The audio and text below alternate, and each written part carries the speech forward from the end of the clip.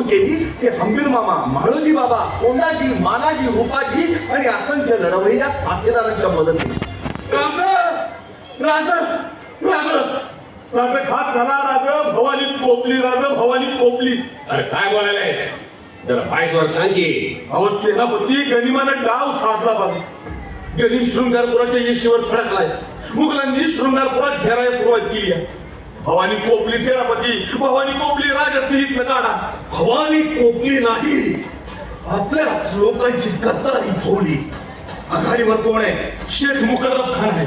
मुकर्रब खान. संताजी, धनाजी, कवीजी साऱ्यांना सज्ज व्हायचे आदेश द्या ताबडतोब. म्हणजे गनिमाला भिडायचं म्हणता का काय? राज आपली ताकद कमी आहे, गणित जोरावर आहे. तुम्ही निघा अगोदर. राजा चला राजा निघा.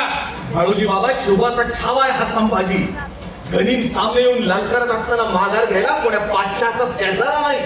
एकदा रणांगणात पाय ठेवला की तो माघारी घ्यायची रीत मराठ्यांना माहिती नाही.